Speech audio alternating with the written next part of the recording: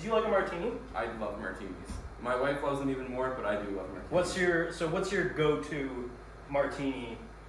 Gin and filthy. Yeah? So dirty. And like a little vermouth, a little kiss of vermouth, or like just a kiss? Not too much. Yeah, I'm in it for the gin. Okay, yeah, me too. I'd have to agree. I like gin. I don't want to count out you folks that like a vodka martini. So I will be doing both today. We're gonna do kind of the gin martini how we like it. So a little dirty, and then we're gonna do a little bit of a cleaner vodka martini. And I think that one especially might go with what you're making today. So this week it was my turn to sort of start the idea. So I wanted to do a seared scallop plate. It's a nice little almost tapas style dish. So what it's going to be is seared scallops served on top of a celeriac puree with some pickled rhubarb as well as some radish shoots. So I've already started a little bit and I've gotten ahead and I've started the puree, so that'll be a little bit of a quicker process on camera, but we will talk about how it was done. And then we'll be searing the scallops and plating up while he makes his martinis. Awesome. That's today on Cooking Up Cocktails.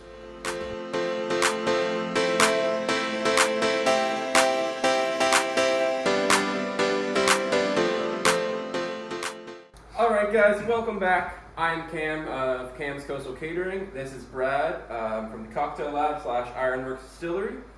So we're going to get started now on actually preparing our dish as well as the cocktails. So to get started off, I'm going to take some of my pickled rhubarb that I've prepared in advance, and I'm going to get somewhere between a fine chop and a mince on that for topping the scallops. In the meantime, he's going to get started. Yes, indeed. All right. So I got my mixing glass here. I've actually chilled it to just up the cold factor a little even more, because that's the one thing with martinis. Really, any martini you're making, you want them to be ice cold. The colder the better. And actually, even sometimes at home, I'm super lazy and I just keep a bottle of gin in the freezer, and then I don't even bother with stirring it. I just pour it right into the glass, and it's good to go. But today we're going to make it a little bit more properly. So I'm going to start with the gin. So we've got our Ironworks gin here, also chilled, the bottle chilled out of the freezer. Not necessary, but so you heard me mention before about ratios. So the whole thing with martinis, everybody's got their favorite ratio, and that's where the terms dry and wet all come from. So dry being less vermouth, wet being more vermouth. You can have like 2-to-1 gin to vermouth. You can even have more vermouth than gin to have a reverse martini. But as we mentioned, we both like dry martinis. So we're going to go lots of gin, a little vermouth, and maybe a little brine as well. So I'll start with just our vermouth, as we're only going to put a little bit of that in. We've got huge martini glasses that we're going to be putting these in. So these measurements might be a little much for whatever glasses you're working with at home. But we've got big. We're going to make like 6-ounce cocktails, so they're fairly sizable. But again, it's all about the ratio. So as I said, we're going to go 3/4 ounce of the vermouth into the mixing glass, and then we're going to do a full. Let's do a full 5 ounces of gin. Are you ready for this, man? We've got the gin, we've got the vermouth. This is a little olive brine. So this is what makes a martini dirty. So we're gonna put. Do you want to go like 3/4 ounce in this? Oh, yeah. Well, 3/4 ounce of. Well, we're just gonna go however much I have here, which is a little over than half an ounce. Well, so now, there we go. Okay. So we're gonna get that stirred around. The idea of stirring in a stirring glass like this. If you don't have a stirring glass like this, use a pint glass or the larger half of your shaker or whatever. You don't really want to agitate the ice too much. Using a huge cube like this works perfectly, but even if you're using small cubes, just run the spoon along the side of the glass, and you do want to do a lot of cooling with not really a ton of dilution. So that's the whole idea here. We're gonna set up our garnish. So I've got a little bowl here. I've got some olives, some stuff with blue cheese, some stuff with habanero. Be careful, we'll do a little Russian roulette with that. And I've also got some little cocktail onions as well. Have you heard the thing about odd numbers of olives? Yes. Do you know what that comes from? I don't know, but I was absolutely reamed out for it one time bartending. I think I put 4 on. Oh. And I absolutely got it. Yeah. So apparently there's this thing about using odd numbers of olives. I think it comes to like an Italian superstition or something like that. I don't know. I could be very wrong about that, so please don't get mad at me. But I just for that reason I just follow along with it because I don't really. So here we go. This also might be a faux pas. I have no idea. Putting cocktail onions and olives. I don't know. That might be a thing too. But hey, whatever. It's what I like. So we're gonna put this in, ready to go, and we've got our martini in the mixing glass,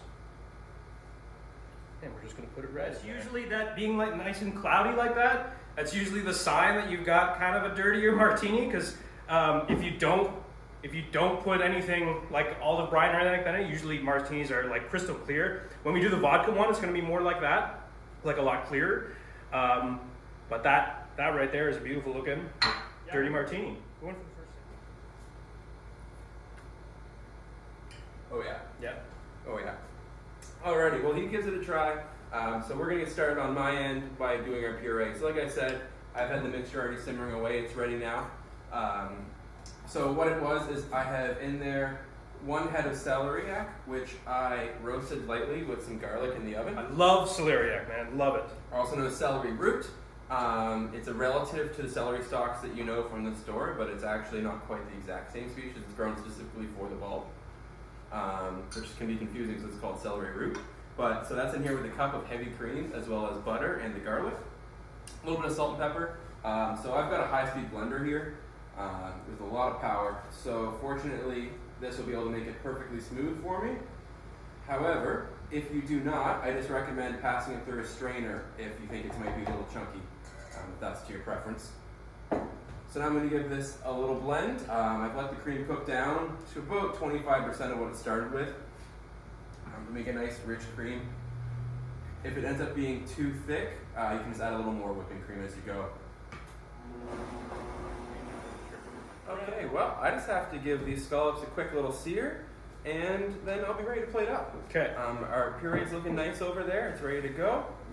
So yeah, if you've never seared a scallop before, people often say it's around 30 seconds a side or so. But you want to get a quality pan with a nice thick bottom, stainless steel or cast iron. Get it really ripping hot so you can get as much cooking done on the outside without the inside cooking through, because that's when you get that rubbery scallop. They become more like a puck than a delicious, fresh scallop. While he's doing that, I'm going to finish making up this vodka martini. So I already put about, it was about an ounce and a half of vermouth in there. So I will probably do about 3 ounces of vodka, maybe 3.5, just to use our glass there. Yeah, let's do 3.5. Yep. If you have tongs, maybe tongs would be better for putting the ice in, but I don't seem to have any tongs around right now, so. Oh, you do? Yeah, but then they're gonna get all, actually, a little vodka on that for the scallops might not be so bad. Exact same process as the gin, stir it up. All right, while he gets, there we go. Oh, I love it. Love the sound. Beautiful. Okay, we're gonna pour this. See, this is what I'm talking about, right? A lot more. The glass is a little bit frosted from being chilled, but it's a lot clearer of a martini because it doesn't have that olive brine in it. And then for this one, we're going to take some nice fresh lemon. Okay. When you're peeling lemon zest, try to first of all have a sharper peeler than the one I have, and try not to get as much of the pith as possible. And then just do a nice little, just take the peel like that and sort of spritz it. And you can actually see the oils spray out when you do that. So that gives a nice little aromatic, little citrus pop to it. You can even rub the rim of the glass like that. Drop it in.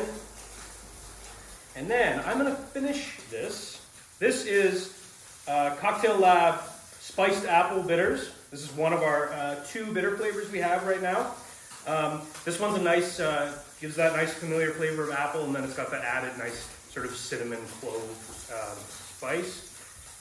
Figure for apple vodka, it's going to be a nice accompaniment to that, just take it, put a few drops on top like that so that you can get the aromatics of it when you go in.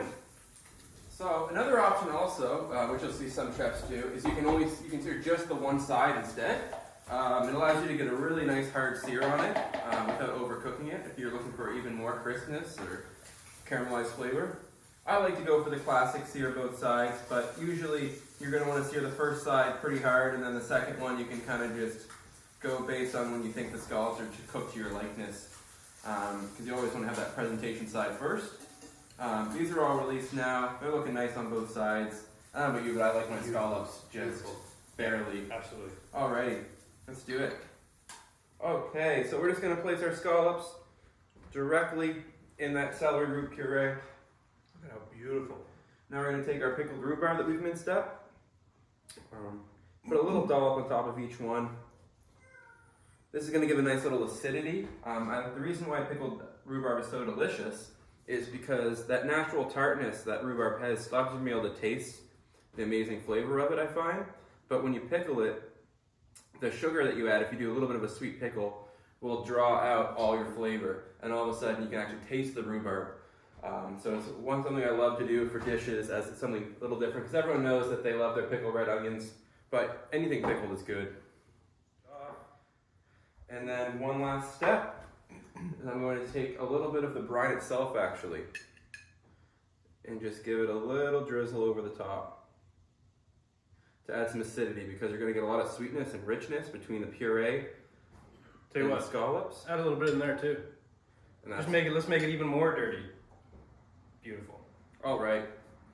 Well, that looks gorgeous. And now it's time for the moment of truth. Absolutely. The reason why we're here. Yeah. Alrighty, so we've got our scallop dish.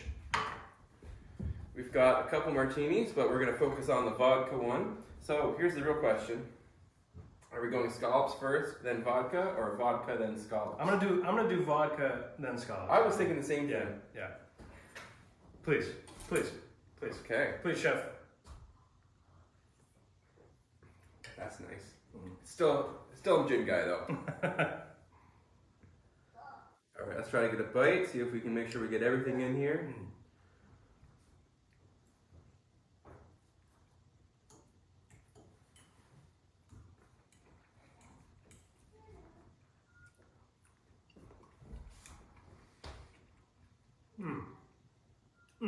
Oh yeah. Yeah. Really good. You get that little butterscotch from that too. You like do get the and butterscotch. it actually goes really, really nicely with this dish. It's that perfectly. Totally goes. Good play, Brad.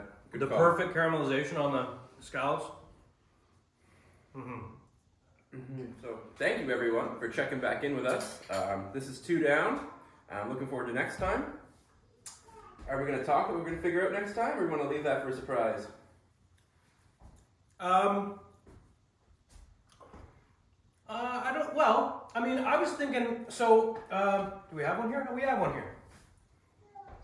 Ironworks has just recently released this new whiskey. This is our blacksmith whiskey. So that it uses a certain percentage of chocolate malt, so it's really heavy. It got that really heavily roasted. It's got some beautiful notes of like coffee and cocoa, and that really nice sort of roasted. It's an excellent whiskey. So I was actually thinking of doing something with that. Okay. I might add maybe a little like maple element or something like that. Okay. Think we can go with that. We can work with that. Okay. Sounds like duck. Oh yes. Oh Sounds yeah. like duck. I love duck. Alrighty. Well, we'll figure something out. Absolutely. Alrighty. Well, thanks again, everyone. Take care. Thank you. Like, comment, subscribe. We will see you next time. See you next time. Cooking up cocktails. Cheers.